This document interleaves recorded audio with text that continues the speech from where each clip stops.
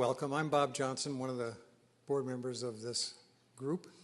I'm up here because Craig Cummings is traveling. He's the chair, and I thought it was a good opportunity to introduce Melissa Moreno, who is going to become the chair at the end of June for the coming 2 years.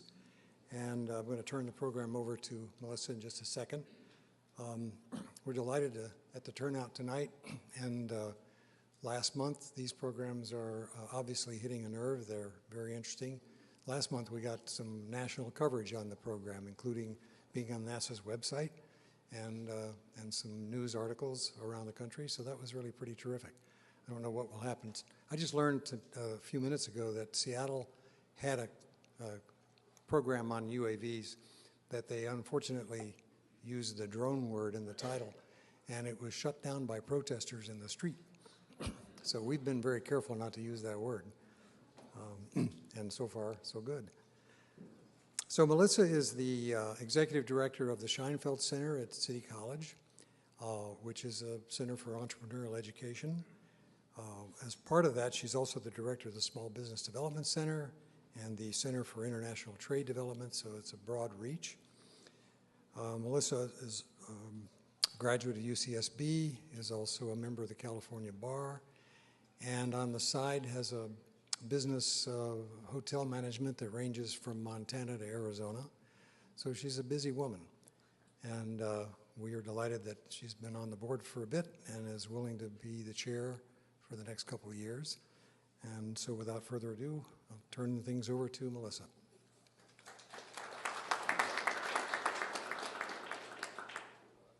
Good evening. How is everybody? I'm looking forward to a very interesting program, and I'm here just to briefly thank our board members for pushing through and coming up with some very creative and cutting-edge programming. Our board are volunteers, and so we appreciate all the effort that goes into this. And so if we could just give a round of applause and have our board members that are here stand up so we can thank you for this wonderful programming that we do every year. So thank you. Thank you. And we wouldn't be here, of course, without our major sponsors. And so I'm here also to thank our sponsors. And if you're here, please stand up so we can recognize you. And I'm just going to go through the names. Bank of the West, Binac, Favre, Archibald & Spray. So if you're here, please stand up. CIO Solutions, Merrill Lynch, Nassif Hicks Harris, SoCal IP, Pacific Coast Business Times. I know Steve is here. Riviera Insurance, Stradling Attorneys at Law, Tech CXO, and Visus. So thank you so much for your sponsorship. We couldn't be here without you. And before I forget, I want to let you know about our next event. I think it's not the third Wednesday, it's the fourth Wednesday, so we changed up the schedule a little bit. But next month's event, it takes place on April 23rd, and we're very fortunate to have Doc Searles. He's one of the most informed people about the internet and the future issues related to the internet. He's a Harvard fellow, and he's a major industry conference keynote. So we're very excited to have Doc Searles next month on April 23rd, so don't miss that event. And I'm now going to turn it over to a fellow board member, Damon Brink, who's moderating tonight's event. So I hope you all enjoy the program. Thank you. Thanks, Melissa, and welcome, everyone. And I apologize for my voice. I've got a little stuffy nose, so if I sound like Donald Duck, you'll have to bear with me tonight. I've got the distinct pleasure of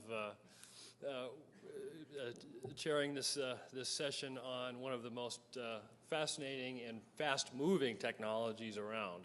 That is unmanned aircraft systems, or UAS.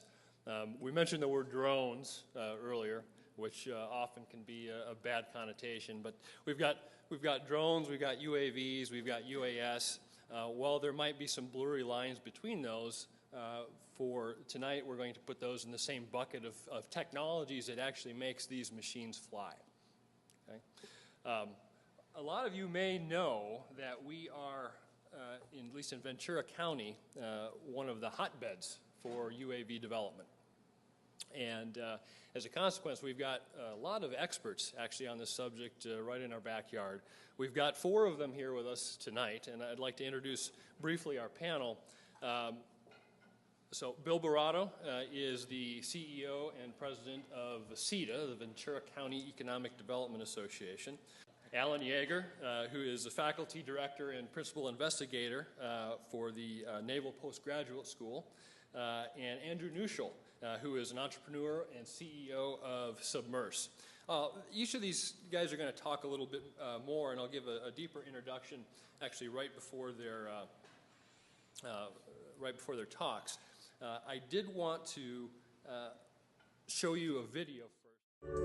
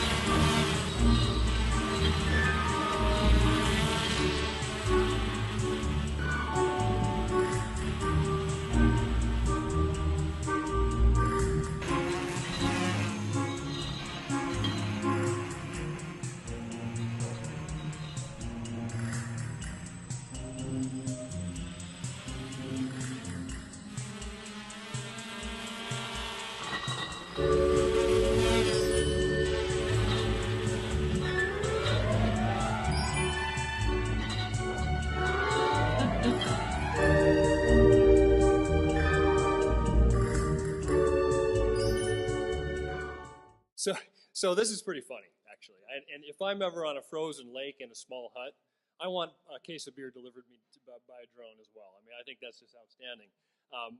But really what this is a marketing stunt, and it's a very successful one. I don't think anyone here would have ever heard of lake-made beer if it wasn't for this video. That said, there are some serious issues associated with this, and we'll talk tonight a common theme is about the regulations that we need to do to make sure that everybody is doing things safely. You might imagine in a few years having several of these flying around and crashing together and dropping a case of beer through the hut, and might even crush a fish that you just caught. So it would be a horrible fate. So on that note, I would like to introduce Bill Barato, who is he's actually you wouldn't know dead fish is the image. I was going to reframe that, being an expert ice fisherman, which you wouldn't know, being from California. Bill is the CEO and president of VCETA, as I mentioned, the Ventura County Economic Development Association. He has more than 30 years of experience in management, business development, marketing, and public policy, and has worked in a variety of industries. He's a founding member of the Southern California Unmanned Systems Alliance and serves on the state of California's Aerospace Advisory Council. Bill was a cornerstone member of the team that prepared California's bid to become an FAA UAV testing site. And let me welcome Bill Barato. Before we get started, how many people are from Santa Barbara? Okay. Now, how many people from Ventura County? Stand up. Okay, all right, good. That's good. Ventura County and Santa Barbara counties, at least in my world, are interconnected. They should be. Quite often, they are not as connected as they should be on a variety of issues, but around this issue and perhaps going green and a couple of others, I think it's important that we think regionally. And so I just wanted to highlight that there is a relatively good number of folks who were interested enough in the topic. They certainly weren't interested in listening to me, but they were interested enough in the topic and probably wanted to drive up the coast on an afternoon for a nice drive. And so I welcome all of you from Ventura County and thank you all for coming to support what we're doing. What I want to do tonight is really kind of touch on a number of things. As Damon mentioned, the County of Ventura and my organization, which even though we have Ventura County in our name, we are not affiliated with the county. We're not a governmental agency. We are a nonprofit business advocacy organization dedicated to economic development and economic vitality in Ventura County. But we partnered to put together a proposal to be one of the 6 test sites by the FAA. We were not selected, and now after the fact, as we begin to hear the horror stories from the 6 that were selected, I'm really kind of happy that we didn't get it. Because it's going to be an awful lot of work for those folks. But what that does do, and what you'll hear from me tonight, is it was an opportunity for us really to begin to stretch out and to make connections in places that we have not done before, all revolving around unmanned systems.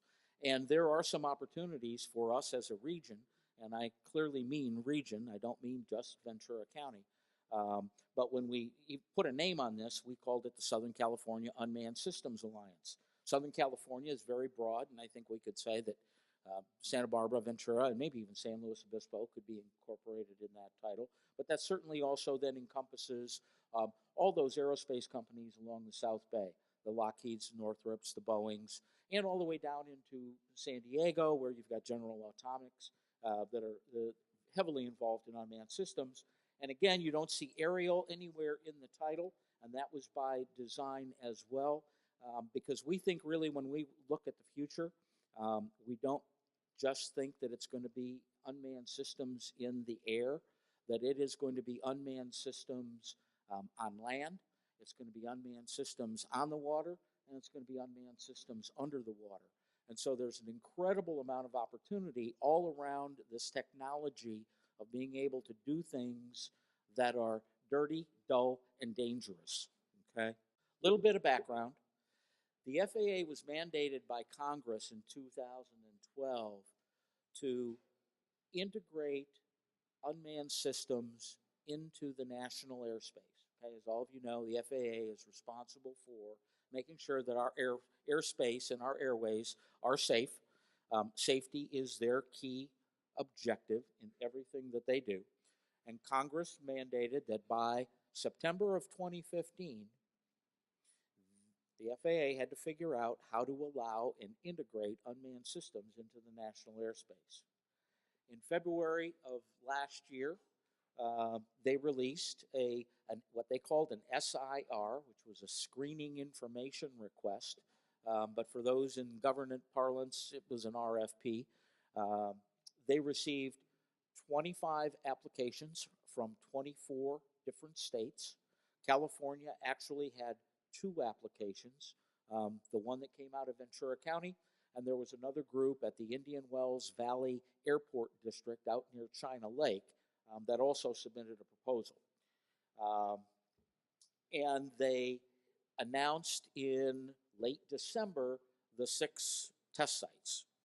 Alaska, North Dakota, Nevada, Texas, Virginia, New York were all selected to be one of the test sites. These organizations and states, by and large, they were state applications, are going to be responsible for figuring out how to make all of this happen.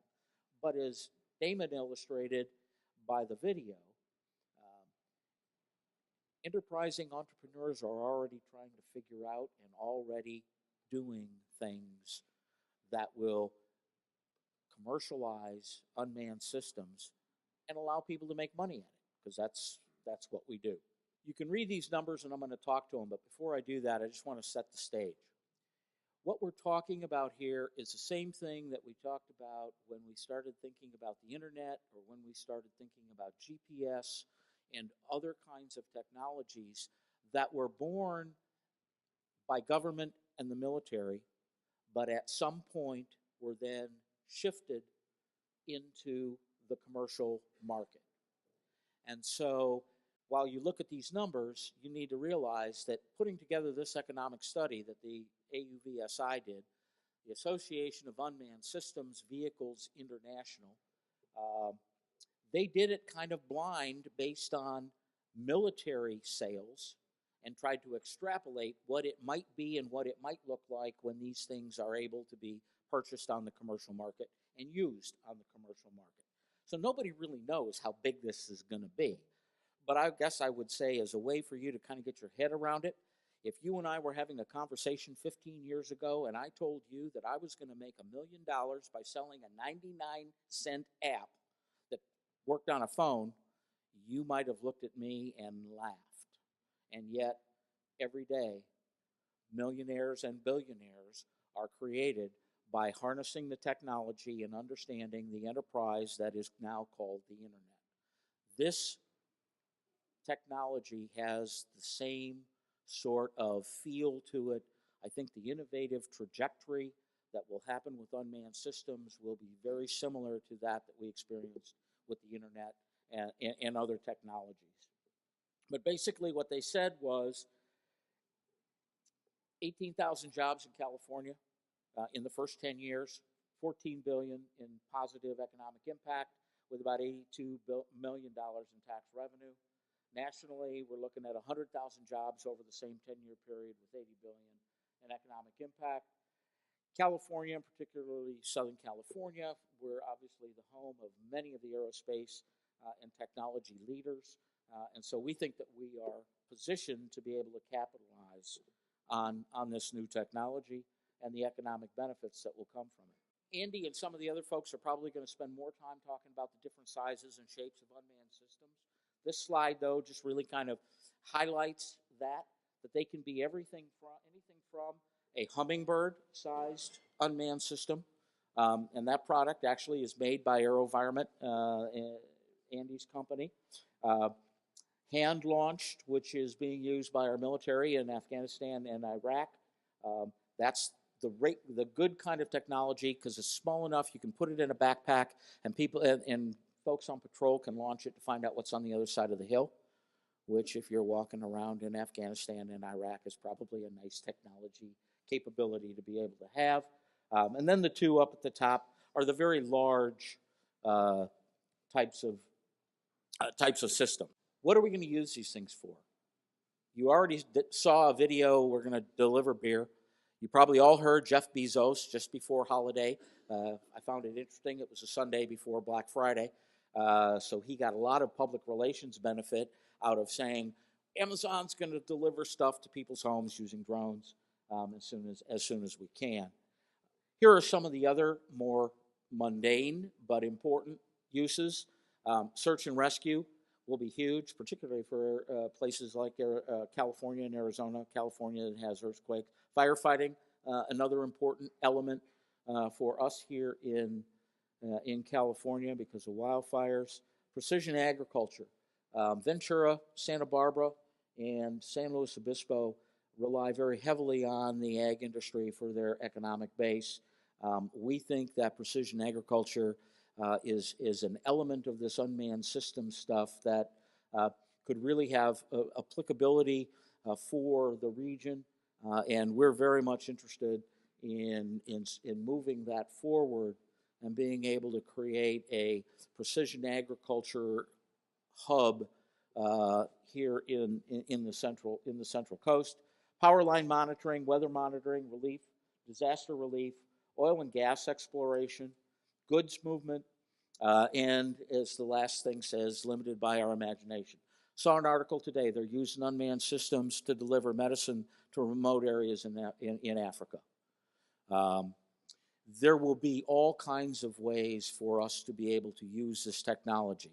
We will be limited not only just by our imagination, but our ability to put these things in the air, which is why what the FAA is doing right now is so critically important for us really to be able to capitalize and to make resources and make money off of this technology. How many people have heard or seen articles about privacy issues relative to the use of unmanned systems? Okay. One of our state senators is very concerned about that. She had a personal experience where people were demonstrating outside her home in San Francisco, and they actually flew an unmanned system right up to her window, and she happened to be standing right by the window and was very much taken aback by it. We were told by the protesters that it was not armed or didn't even have a camera on it. It was just intended to kind of get her attention. But the privacy issues are a legitimate issue. as we look at this new technology, we as a country, we as a society are going to have to figure out what we're comfortable with and what we're not, and how this technology is going to be regulated. But I would venture to say that unmanned systems aren't the only technology for which we will have that conversation. Artificial intelligence, quantum computers are all on the cusp of reality for us, and each one of those technologies are going to require a conversation about how we as people feel about using these things. How many people have seen the Terminator movie? How many people have seen the Matrix movie? Okay. Think the intersection of the Terminator and the Matrix. And what do you do as a society? And how are you going to utilize that technology, but also prevent abuses of that technology? So we take that very seriously, and I'm sure that Andy and the other folks who are going to talk tonight that deal with this take the privacy issue as seriously as we do. And certainly the FAA, as they go through the test site process, are very much interested. The interesting thing about that dynamic, just as a slight aside, but you need to know because there's going to be press about the privacy issue as we move forward. There are a number of people who are saying, you know, the FAA is set up to do things safety-wise and safely.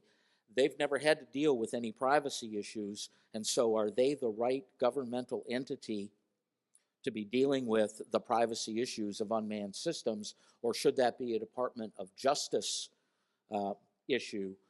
That's an open question that continues to be debated and will be played out as the FAA goes through their test site application. Why California?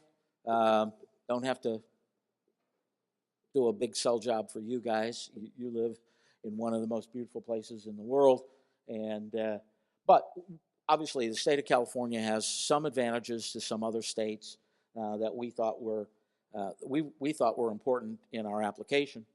The FAA didn't. This is just a quick.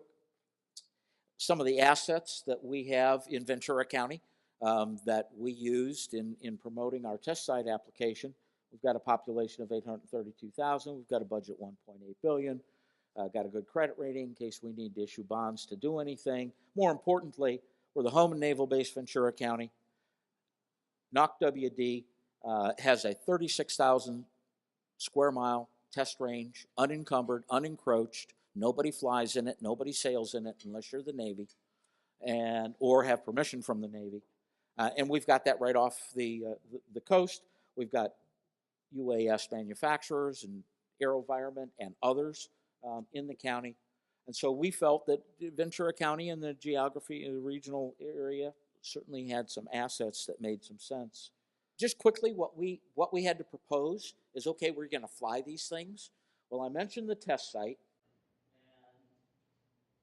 And red boxes are restricted military space. Yellow lines are 3-mile wide corridors that we were asking the FAA to give us approval to fly in. We had, I'll show you on the next slide, but many of these dots that you see here, those are all airports who said that they would be willing to be part of our system for launch and recovery. So we had airports as far north as Reading, Truckee, all the way down to Point Mugu, Oxnard, Foxfield, and Lancaster. All of those airports were going to be part of our launch and recovery system. And so what we were asking the FAA to do is give us those yellow corridors as kind of a highway that would allow us to get into the restricted airspace, the yellow lines, and fly back and forth for testing and evaluation of systems. I'm going to go through the next couple slides real quickly, but these are the folks who we had signed MOUs with to be part of our application. I show these basically just to kind of give you an idea of the breadth and the scope of the numbers of different kinds of organizations and entities that were interested in this. This is a list of all of the governments, mostly airports, academia. You'll see UC Santa Barbara. The engineering school was a part of our team. They helped review the application, portions of the application, helped write part of it, as did all the others. Industry associations, California Airport Council, Association of Unmanned Vehicle Systems, AUVSI.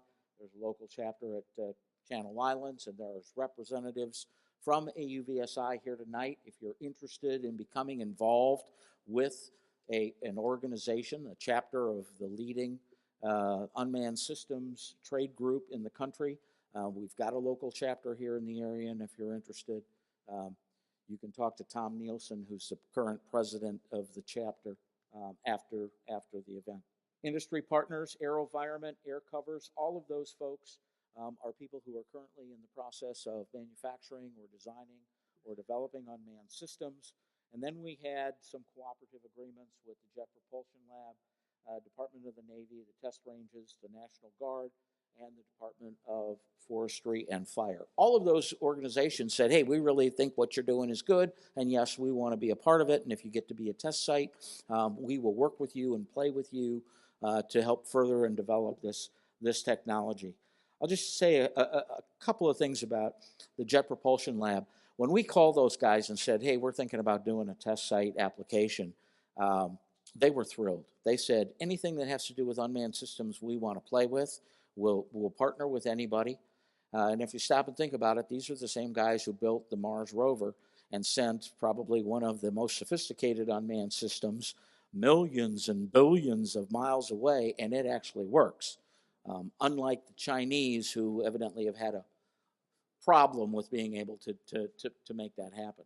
These are just some of the folks that we got letters of support from for our application.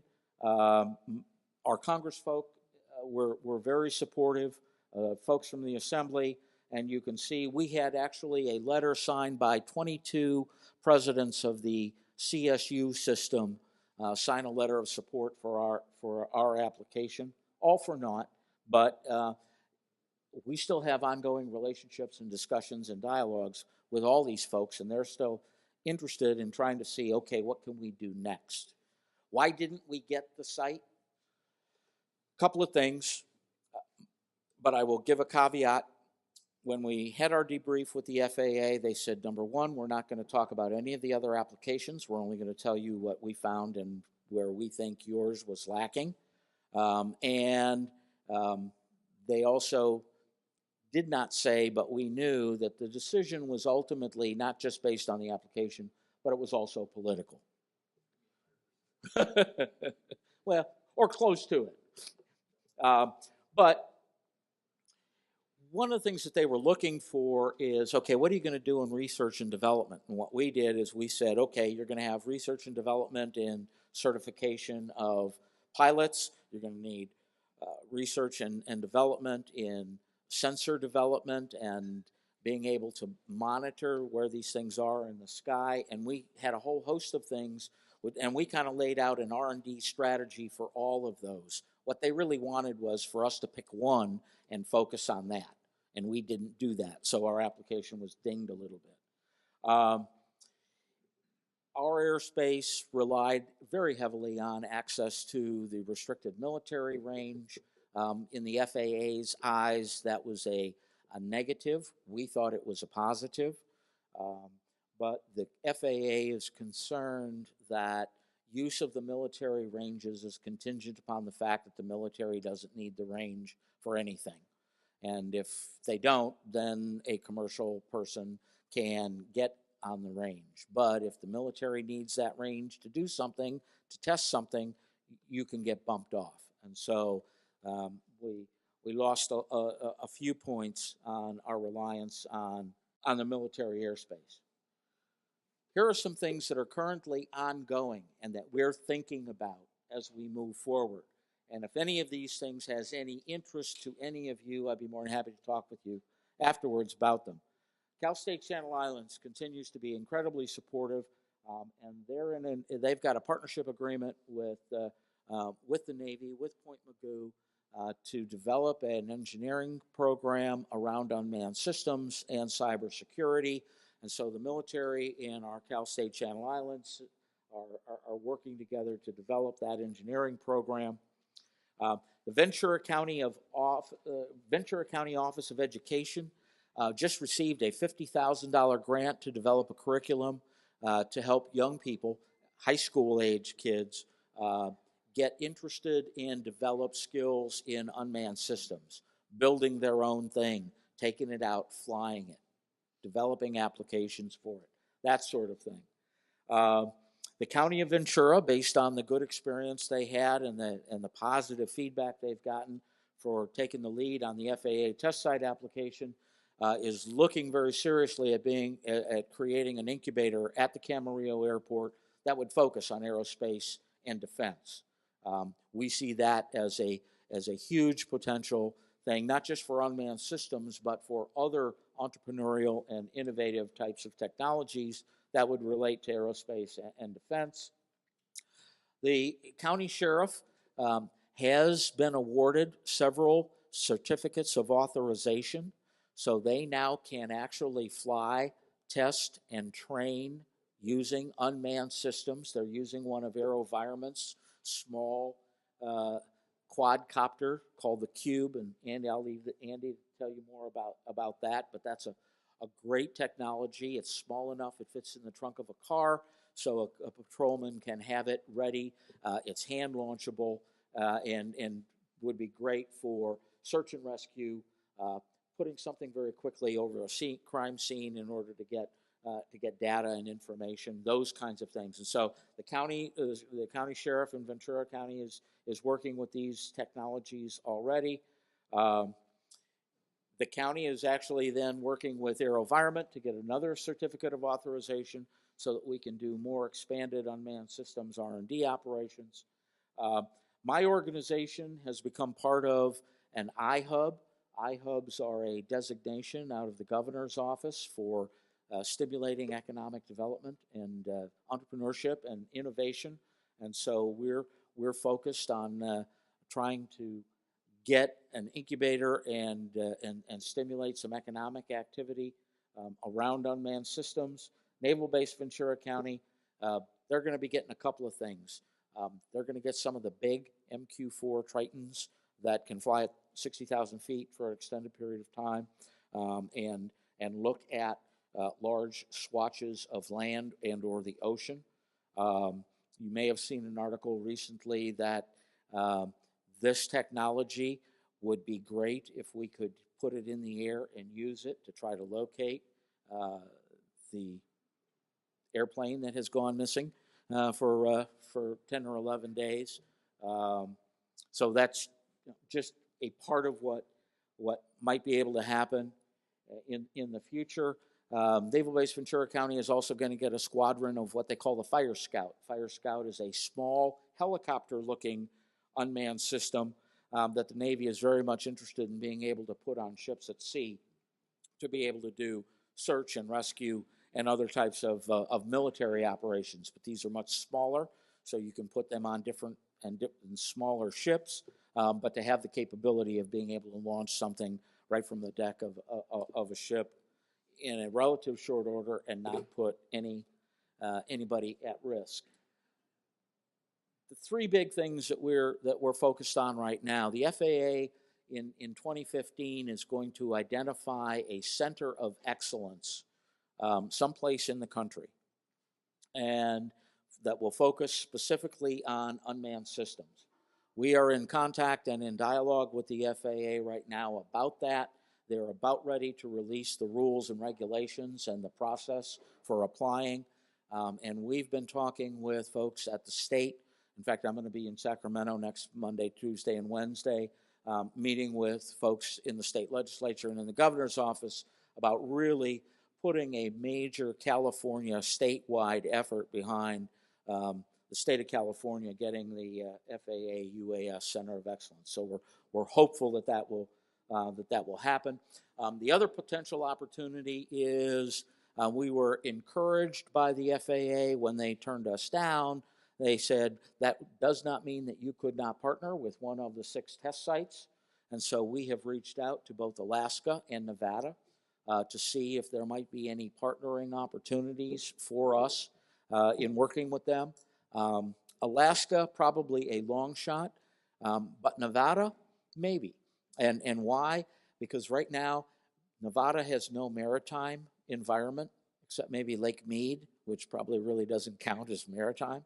But if they partnered with us and could get access to the range off of Naval Base Ventura County, we could provide them with some maritime environments that might be helpful to them. So we'll see. And then finally, to have a very specific state-sponsored initiative through the iHubs or some other program. And relative to that, Senator Steve Knight, who represents the Palmdale area in the state Senate, has just recently introduced a piece of legislation, SB 998, that would actually set up a series of iHubs, innovation hubs, in strategic areas around the state of California where we have a concentration of aerospace industries. So that piece of legislation is moving forward through the legislative process. I'm going to be meeting with Senator Knight's staff next week to talk about how we can help support and foster that. So that's kind of a high-level overview of what we did, what we want to do, and I think we'll have questions and answers later, so I'm going to step off the stage and let you hear from people who are a whole lot smarter than me. Thanks. Next up is Alan Yeager. Alan is faculty, director, and principal investigator at the Naval Postgraduate School located at the Navy base in Ventura County. He leads a multidisciplined research team focused on increasing the capabilities of military and civil authorities to prevent and respond to threats to the nation and homeland, including terrorism and natural disasters. Much of Alan's efforts are focused on the communication and networking associated with UAS, and he is leveraging more than 13 years of experience in research, program management, and systems design. He's also a graduate of UCSB in mechanical engineering. Welcome. For those of you who are not familiar with the Naval Postgraduate School, it is the premier research academic institution operated by the U.S. Navy. Mission statement there is providing high-quality, relevant, unique, advanced education for the research programs that increase the combat effectiveness of the naval services, other armed forces, and our partner and allied nations. Tied to that is under the National Security Strategy, which defines asymmetric threats, and that is anything other than warfare, including terrorism, natural disaster, large-scale cyber attacks, and pandemics. I'm a faculty member of the postgraduate school. I operate a small operational research and field test experimentation group that operates out of Ventura County, Naval Base Ventura County at Point Mugu.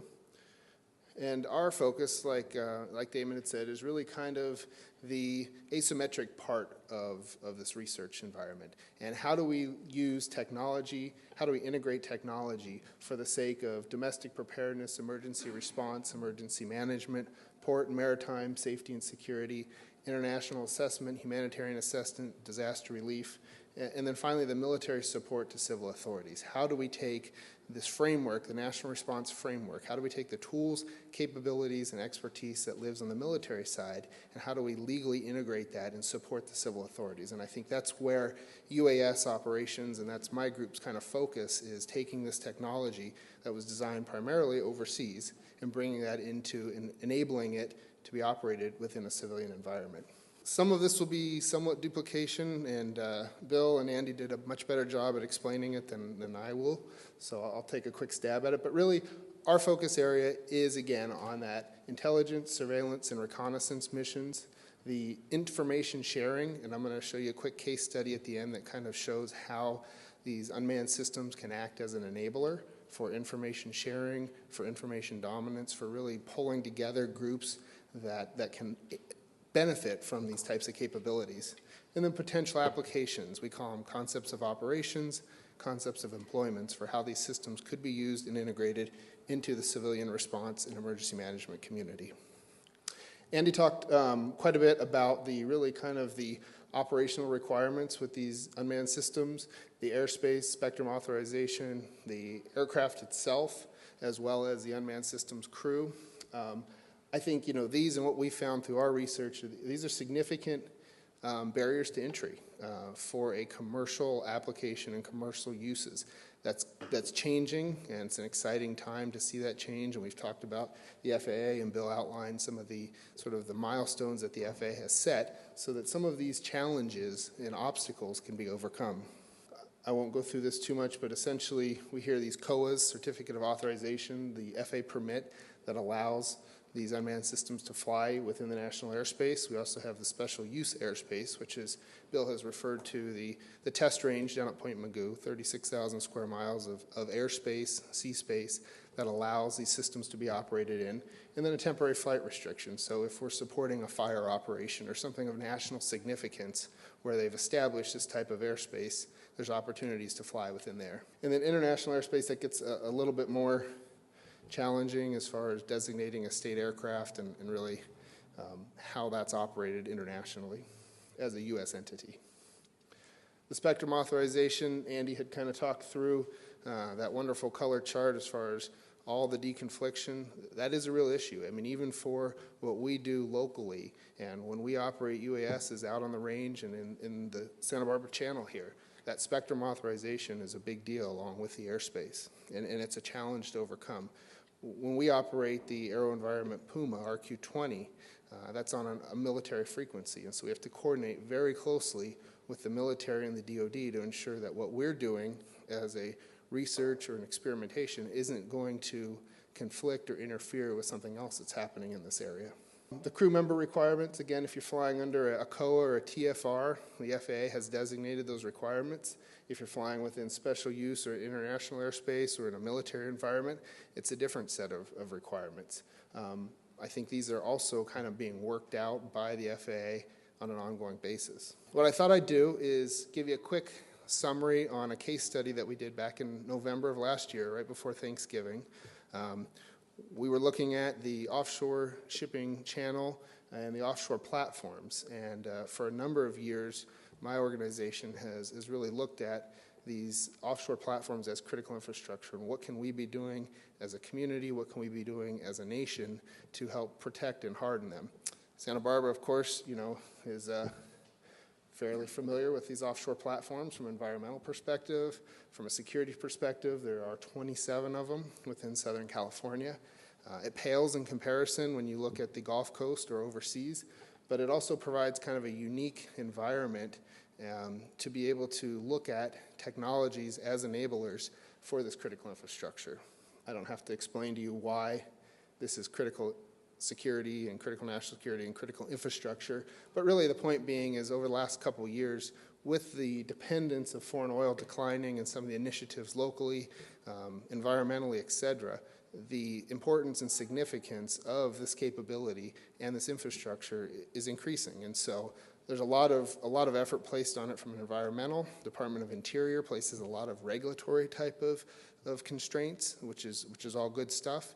We were kind of looking at it saying, okay, it's kind of a unique environment, kind of a challenging environment. Can we utilize that? Can we utilize a UAS system to really kind of facilitate and catalyst as pulling these agencies together and really demonstrating the utility and capability of an unmanned system within this environment? Issues within platforms are not uncommon. It's kind of the point of this slide. Even after the Deepwater Horizon, accidents happen. It is a complex environment. Has anybody been out on a platform? Very cool. So you're very familiar with the environment, the infrastructure. If you haven't been out on one, they're gigantic, rusty. Seagulls love them. So from a tactical and operational perspective, it's just a crazy environment, full of hazardous material, hazardous substances, environmental constraints and concerns, and so it's really a challenging environment in that regard. So what we tried to do, and we developed this program, OPSTAR, Offshore Platform Security Threat Awareness and Response Exercise, to really utilize it for orientation, bringing a lot of the law enforcement agencies. This program actually was born out of Santa Barbara, out of Santa Barbara County Sheriff's Department about 5 years ago. And they said, hey, these things are out there, we can see them, they have issues. They're in county and state and federal jurisdictions. Actually, they are not in county jurisdictions, they're in state and federal jurisdictions. However, there's sort of an assumed response capability Santa Barbara County, Ventura County Sheriff both operate helicopters, so they have some capability. But again, sort of what are the jurisdictional issues?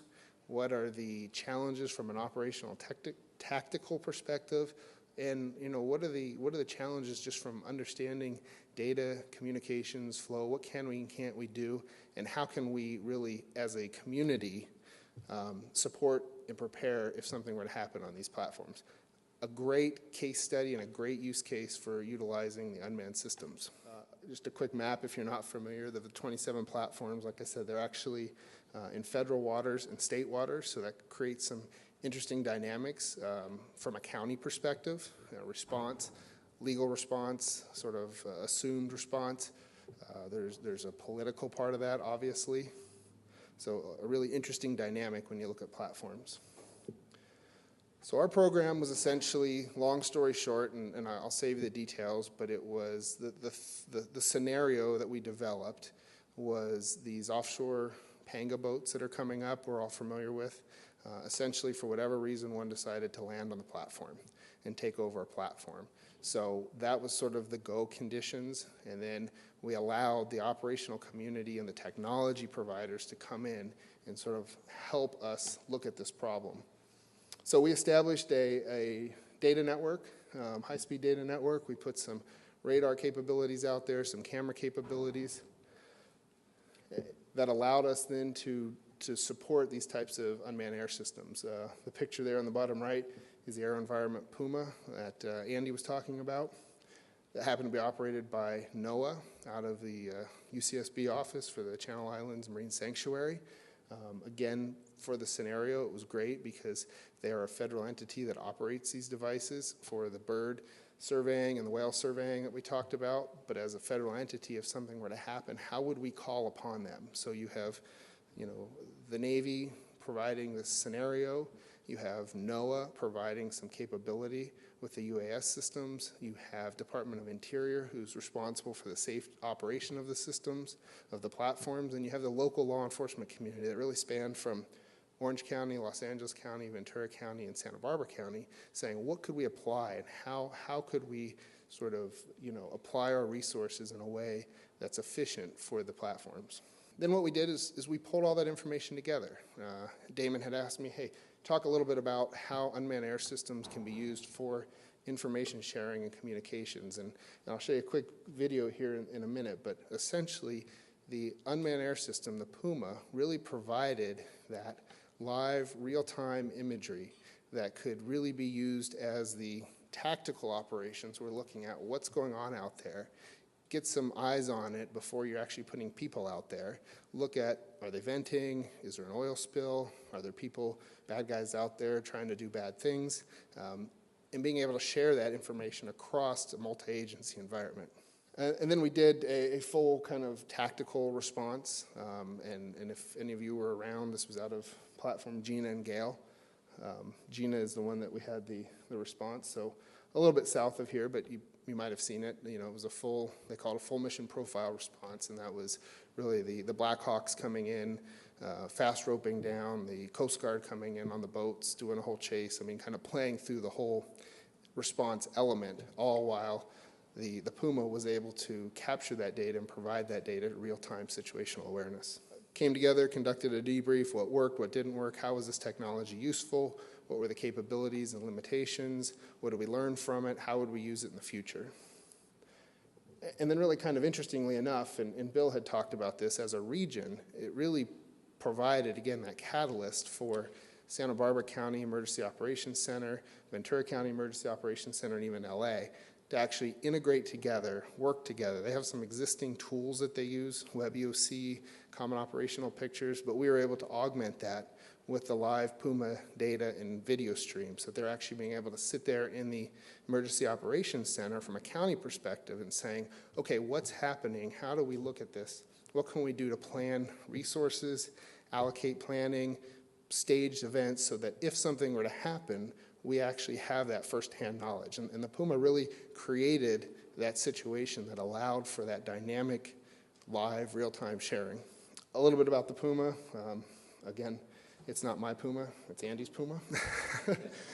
It's actually Noah's Puma. But 4 feet, 7 inches. This is being deployed off of the NOAA research vessel, operated locally here, out through the shipping channel, through the restricted airspace that Bill had mentioned with the Navy, and then being able to provide that data back through the local civilian response agencies. Sort of our objectives as an entity that's doing research on these are the effectiveness in the detection, measurement, and tracking of oil spilling, oil in the vicinity, gases, hazardous material being vented, as well as identification and determination of unknown people on the platform, and then finally streaming that video and that data and that telemetry back in order to facilitate that multi-agency information sharing environment. So this is being flown at 350 feet. It's the sensor on it. It's not AeroVironment's newest version camera, but you can see kind of the quality of the image, what it could be used for, and this is all part of the stuff that we were evaluating. You know, with I believe it's a 5.1 megapixel camera, EO/IR camera. You know, what can really be seen at the zoom level? Can we identify people? Can we identify hostile intent? Can we see if somebody has a weapon or something that's going on? And so essentially we're looking for those types of things. You can see some people walking around. This is not 30,000 feet doing facial recognition like they do on TV. I mean, this is sort of, you know, real life capability, the good and the bad. It'll switch over to the IR aspect, and as Andy had said, it's got a black hot and a white hot capability, and that will help us to identify and look at, you know, can we find the people? You can see kind of up there on the top, a gentleman had come out of the structure there, goes back in, provides some sort of a unique perspective, being able to look at this, and then as it zooms out a little bit, we'll be able to see the venting, the flare, as well as the venting of the gas. On the right there, that is not something you see with your naked eye. That's the exhaust, that's heat, and then you have the flare on the left side. But again, just trying to highlight what was an hour-and-a-half flight that the tactical guys were able to use and able to see, and everything from the guys on the command post of the Coast Guard cutter that was about 5 miles offshore to the Emergency Operations Center in Santa Barbara, Ventura, and LA County being able to task this thing real time, able to get this data real time and make decisions as a community and as a county emergency operations center for, you know, preparing for what could be the next event in this. So again, the quick summary was, you know, looking at it as a cost-effective alternative to manned systems. Santa Barbara, Ventura County, LA all have manned helicopters. The FBI operates fixed-wing and rotary aircraft helicopter in the region also. This is an alternative. It's not nearly the same image quality, but how would it be used?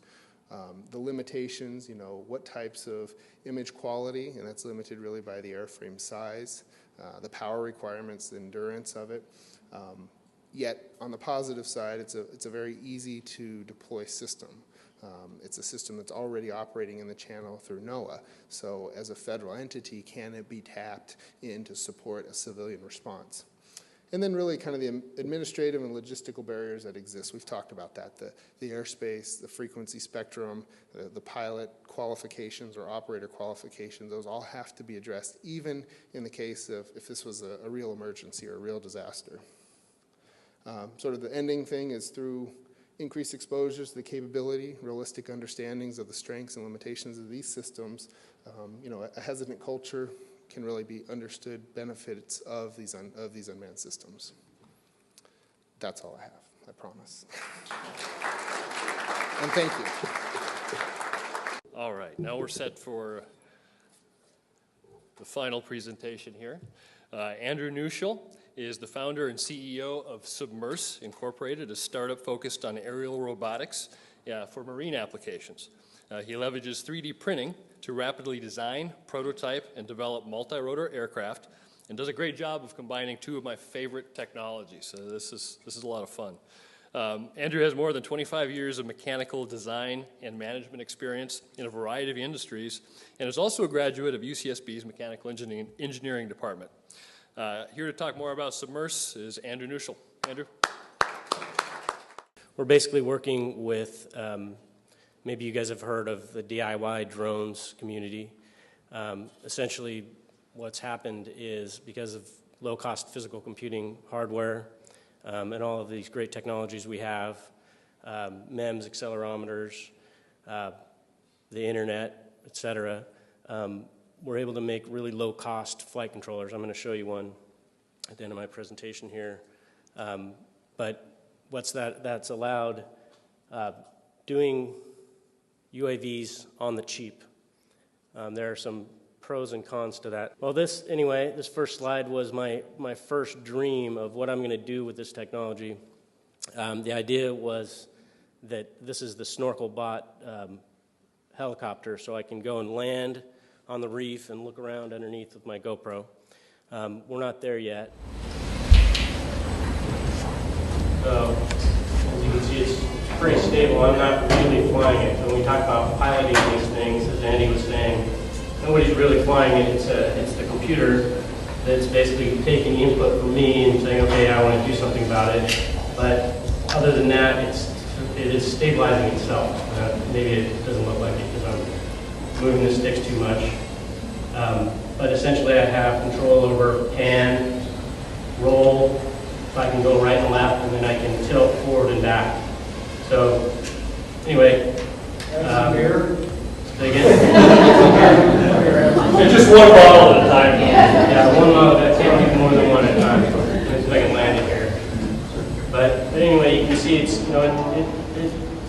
it looks like a toy. It's a toy. But at the same time, our feeling about this technology is that it's really also a tool.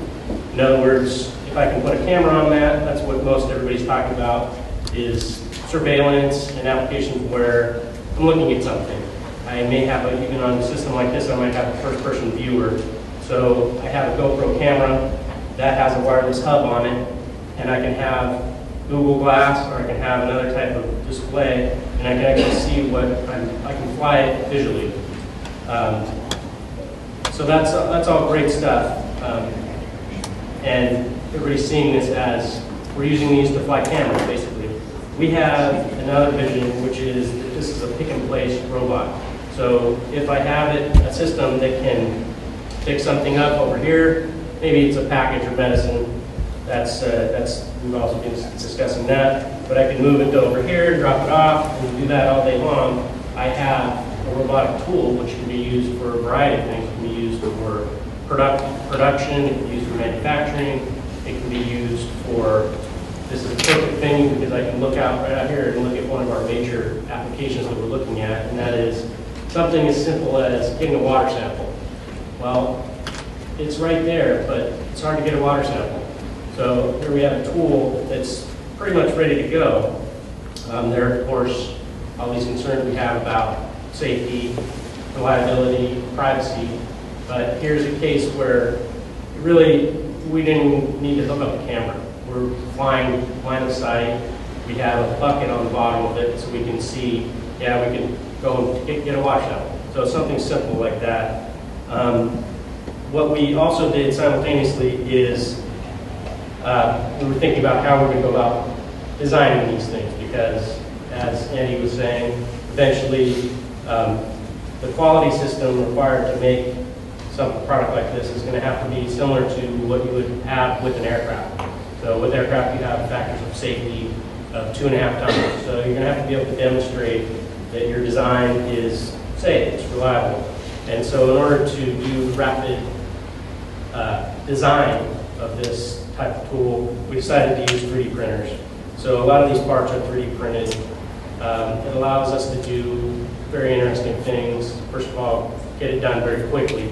So in the past, if you've worked at an engineering company, you do a design review, and then that goes to the machine shop. The machine shop builds that. You look at that and you say, oh, well, you put the holes in the wrong place here. So let's go have another design review and figure out what you did wrong. and then we'll go right back to the machine shop. You can set the tools up again.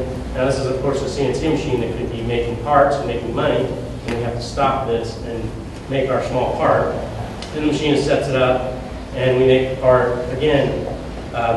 This 3D printing bypasses all of that. Now, there's been a lot of talk about 3D printing, probably more even than UAS, and it's a technology that's nascent as well. It's useful for a bunch of different things, but everybody thinks of it in terms of, well, I want to print this whole thing. Well, that's very difficult. Large parts and even the largest 3D printers are not really compatible yet.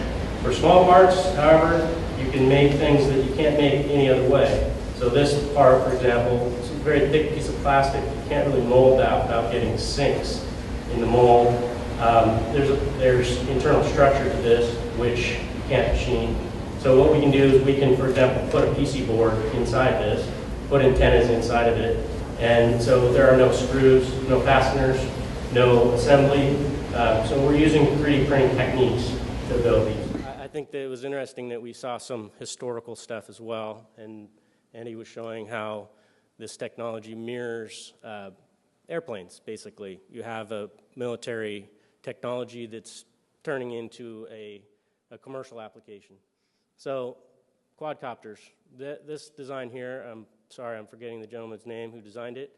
It flew for about a minute. There was one made, and you can see the complexity of it, but it's essentially, the idea is not new. The idea is that you have a quadcopter. It doesn't have any wings. The lift surfaces are all the propellers. Again, 3D printing isn't new. That was circa 1984. So what's different? We have physical computing, and it's very low cost and high power for its low cost. We have low-cost motors, low-cost stepper motors, neodymium magnets I left out of there. Battery technology, since I went to school, I graduated in 1990, has just changed an amazing amount. It enables us to have portable devices, really. MEMS accelerometer stuff. When I went to school, I did an oceanographic buoy for measuring wave heights. The accelerometer for that was $10,000. So of course, having MEMS, GPS, internet, cellular, CMOS made everything so that it could be low power. We have CCDs, charge a couple devices so we can have small cameras. And we of course have LCDs, which allows us to carry our phones around. I've been a part of a lot of those technologies, small part.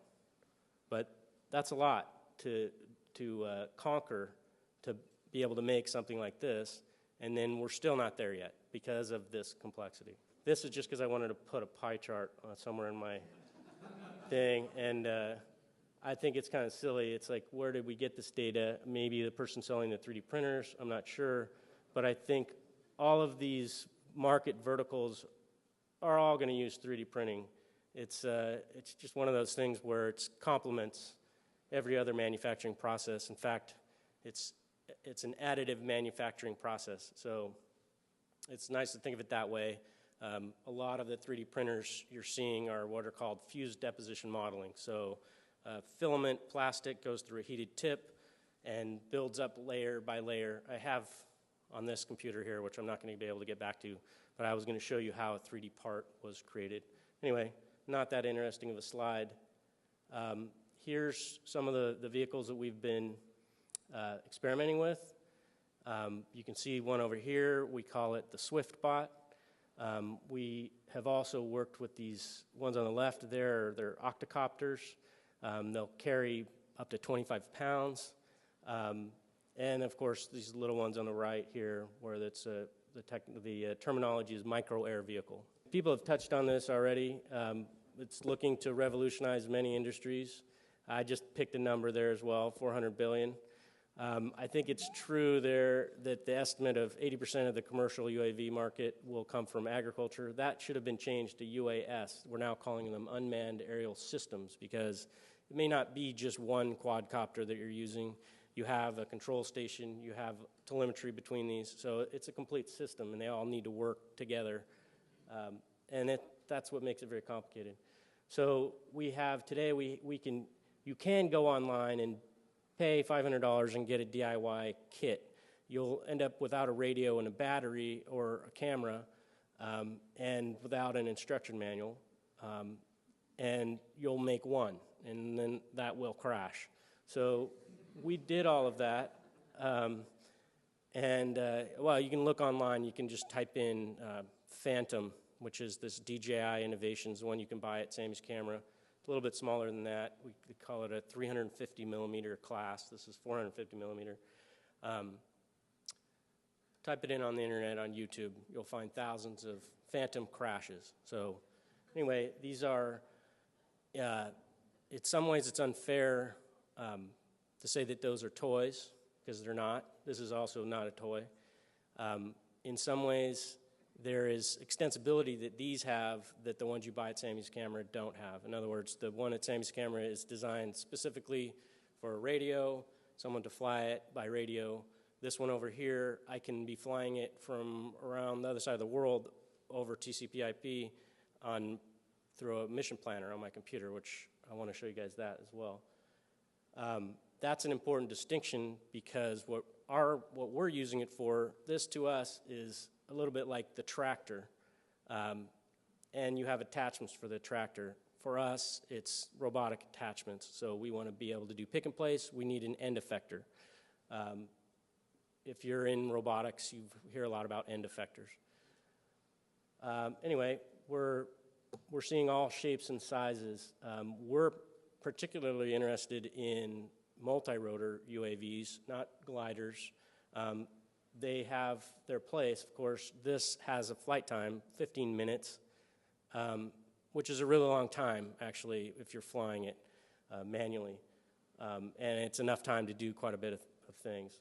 But for a lot of applications that AeroVironment's doing, they're not really appropriate. Although, what's interesting for us is that we can interact with the environment. So whereas if you're a glider, you're doing very much visual stuff. I think I have already touched on that. Okay, so again, here I think these pretty much aligned exactly with what other people are saying. I'd like to add that, every time you fly, every time I fly it anyway, it sparks your imagination. You think of, well, if I'm out if I'm hiking and I want to cross this river, and I have a rope, well, I need something to carry the rope across the river. There we go. Amazon, this idea that you're going to deliver packages. If I'm in China and I'm on the other side of the Yangtze River and I have 1/10 of the world's population living along these banks, well, that means that the people on this side of the river could now deliver goods and services to the people on the other side and vice versa. It's a big deal. So anyway, we're going to see, I think we're already seeing quite a bit of this. We're working with a company that does whale research.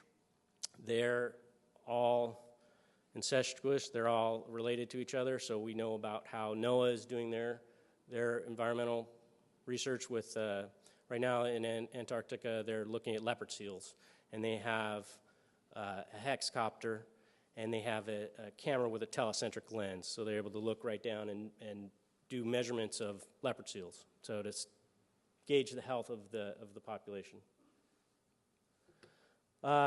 So these, in order for these to be used, general consumption, they're going to have to be very easy to fly. There are two camps. You've got the RC users, people that have been flying radio control stuff, and then you've got the engineers, I call it the engineer camp, and they're thinking, I'm never going to be able to fly that. I just want to be able to hit a button and have it take off, which it will do. It will also do a planned mission. So it can do all these things, but really, I try to explain to people that I know you're interested in doing everything automatically and pressing a button and having it fly everywhere, but there's this weird sort of thing. You're going to have to be able to fly this thing yourself as well. I think I don't need to reiterate to you guys the importance of that. Although you do need radio communication with it, to control it, it is also autonomous. So, for example, I can program it so that if I lose my radio signal, it will return to home to land, or will land right where it is, or do something else that I've pre-programmed it to do. So anyway, it's going to have to be easy to fly. We're going to have more advanced sensing image analysis. So you get a video stream there, but what we really need is the machine needs to have sonar sensors on it and be able to sense its environment better. And there are, of course, fail-safe mechanisms that don't exist on this. And again, airplane should have a factor of safety of 2.5. So anything, it's strong enough at 1, we need it to be 2.5 times stronger than it has to be. At some point, you can't use those safety factors because the airplane will be too heavy. You won't be able to fly it. But anyway, we do need more than one battery. A lot of these just have one battery. We have airbags in cars. We can use them here as well. Anyway, the other safety thing that people don't really think about a lot, but it's kind of timely because I was dealing with it today. I don't know if you guys knew this. I worked at a robotics company that did telemedicine, and I did control of the operating system, which is a big deal because Windows on Tuesday nights, you get your updates. So if you went to work this morning, turn your computer on, restarts, yes, I'm getting update 1,000 of 17,000, and this is the time when you need to be controlling your UAV. That's a problem. So there are actually quite a few initiatives with UAS to do open source stuff. So, and of course there's training and support. I trained myself, but not recommended. So I'm a manufacturing engineer. I'm a mechanical engineer from UCSB, been mostly doing manufacturing. In order to build stuff that's not going to fall out of the sky, you need a quality system. What happened with this electronics here, this is an Atmel microprocessor. This is a DIY flight controller, and it's open source. So that meant that anybody in China can also get it and build it, and so they did. And what happened was that the barometer chip was bad, had hysteresis. So essentially, if you took off and flipped it into auto mode, it would sail off into the sunset because it had a bad chip on it. So how do you avoid this? Well, open source is a boon and a bane at the same time. It's good, but you really need to have a quality system and control of your designs. The prototype early and often thing is something that just, as a design engineer and a manufacturing engineer, a lot of people that are designing things don't think about how they're going to go about making them. So again, I can go through all of this. I don't think it's all that interesting. Here's another one that I really like. I don't know if you guys have seen this Venn diagram before, but it's good, fast, cheap, pick 2. So the idea is that you can have it really fast and cheap, but what does that say? It's going to be dipped in ugly sauce with haste. I can't even read it, but anyway, this one on the right is a little more, not so funny.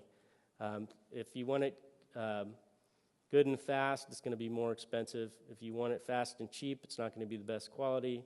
If you want it good and cheap, it's going to take a long time to deliver it because I'm going to have to design it such that it's not expensive. And then if you want it good, fast, and cheap, then you're dreaming. Okay, so I think did I skip a slide? Nope. Okay, so anyway, I think I went over that a little bit over here. It allows us to prototype really fast. Direct manufacturing means that I can make an end-use part. Distributed manufacturing means that if someone else has a 3D printer, I don't have to send them the part. They can just print it. Just-in-time pull system means that if someone buys it, I then build it, and I don't have to stock it. There are no inventory. I can support any number of products because I have a huge database of parts, and I don't have a stock room. And we also have design by community. So your design by committee is bad. Design by community is good in that someone's going to look at your design and use it. Anyway, we're able to make parts that can't be made any other way. A lot of our parts, when we print them, they're 40% of the weight of a similar molded plastic, injection molded. We can encapsulate electronics. We can use the part as the encapsulating mold. We can use the part to make a mold, to make soft tooling so that we can have a little higher volume faster. And then we can also machine stuff that we print. And of course, the idea is that we're going to be able to provide our customers with not just software upgrades, but hardware upgrades. What I was going to say here is that, again, what I said over there was that everybody thinks you're going to just be able to print everything. It works very well for small parts right now. Okay, so this is who we are. We're focused on aerial robotics, robotic pick and place, remote assistance and interaction, and we're particularly interested in the ocean and precision agriculture. And when we combine the two, we're looking at really mariculture, farming the ocean. Again, these are some of our products. These are some of the risks that I think our panel discussed. And here's us and what we're doing to mitigate this and how we're existing, is that we don't plan to go head-to-head with AeroVironment or anybody else for that matter. We basically have picked a space which, as a son of a scientist, I've always felt that, although I'm not a professor, I'm not really giving back, I've always had a dream of basically protecting the environment, and the ocean is a place I love. So this is us. Thank you. There's one interesting development that happened. It was as a court decision earlier this month, and it has to do with it's called the Pricker case, or Perker rather, Perker case. In 2007, someone was using a UAV to do commercial filming. They were shut down by the FAA and fined $10,000. The court just ruled on that and said, okay, FAA didn't have the correct jurisdiction. They reversed the fine. And so a lot of the hobbyists are celebrating this as a big win. I wanted to get the opinion of the panel on this. What does it mean for, for the industry in terms of safety? What does it mean for innovation? What do we look like going forward after that case? I'll start with Bill. Thanks. This particular case was watched very closely by a whole host of folks. I think it breaks open and shows that the FAA is going to have a very difficult time of regulating and enforcing the laws. The interesting thing about this particular case was, as Damon mentioned, it started in 2007. I mean, the FAA didn't even have unmanned systems on their radar screen at that point. Certainly there was no legislation from Congress until 2012 that they had to be doing this stuff. These kinds of cases, there's this one, there's another one that's a little bit more recent, of a gentleman who works for a TV station, but also happens to be a radio-controlled hobbyist. And he happened to be out with his unmanned system and saw a traffic accident and put his vehicle in the air and took some pictures over the traffic accident, showing people still in the car and all of that. Now, he was, according to him, not on duty. He was doing that just for his own entertainment, if you will. But the FAA came at him and told him that he couldn't do that, and certainly that the film was not going to be aired on TV, irrespective of how it was obtained. And so I think that this and even the beer thing. I mean, the FAA came down on those folks the minute that thing started showing on YouTube, and the FAA is going to have to prove what are the regulations. Under what conditions? Are you commercial or are you not? And as many of the folks here tonight have talked, there's gray area there, and this will be a very tough situation. But in the end, I think the commercial market will overcome the regulatory environment, just because the pressure to make money on these systems and in this environment is going to outweigh the regulatory stuff.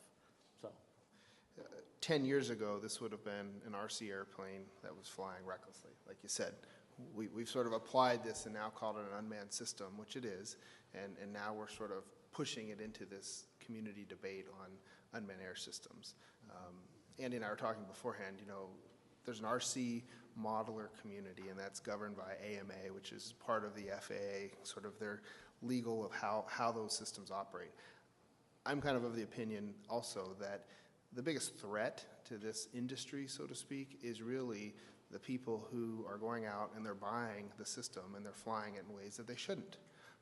You know, I can go, I'm a hobbyist, I build similar, not quite as cool, and I crash them, and I have since I was 8 years old. But you know, they're sort of, at this point, almost anybody can go buy a system for a couple $100, and they can fly it, and they can fly it into somebody's window, or they can fly it over the fence, they can fly it to, you know, a senator's window, etc. And I've actually had that happen to me. I pulled up in a field and I looked out, and some guy was flying a quadcopter with a, you know, the FPV goggles. I didn't know where he was, and it was a really weird sort of realization to look out your window and realize something's looking at you. Now, if some guy was just standing there, you wouldn't really think too much of it, except for who's the creep that's standing there looking at my window, right? But you know, the sort of the hobbyist and the ease of entry and the lack of a barrier of entry into the world of RC modeling, UAS, UAVs, whatever we want to call it, is really a challenge to the community and how we move these forward. I just have to add that the beer delivery, Right. I can tell you that was not a full 12-pack. Oh, no. In fact, I don't even think it was a single beer in there. Empty cans. So, yeah, these things are not toys. They're very dangerous, if not taken seriously. Good. I'm the owner and pilot of a MAV, and I was just curious how many other pilots there are in the audience. Anybody else besides Andrew? A couple? A few? Okay.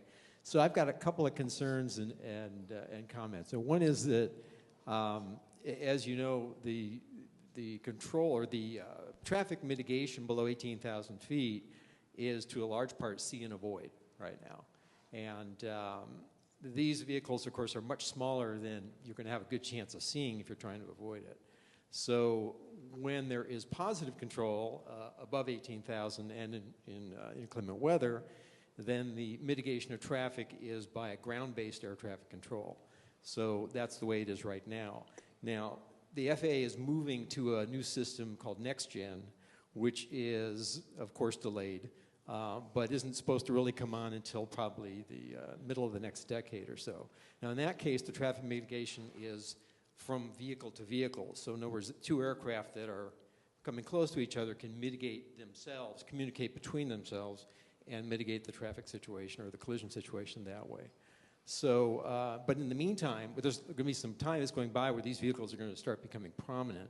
And I have some concerns about that in terms of maybe more and more airspace being dedicated and excluded to this specific use. There already is a dedicated restricted area in the southern Arizona that's just restricted to UAVs. So I have some concerns about that and putting pressure on the manned vehicle environment. Well, just really quickly, I've noticed a lot while flying that I think that the situations and the use cases that I have are all very low altitude. So I don't think we'll be interacting with aircraft at those altitude. But I can see your concerns. Right, listen, let's thank our panelists. Thank you.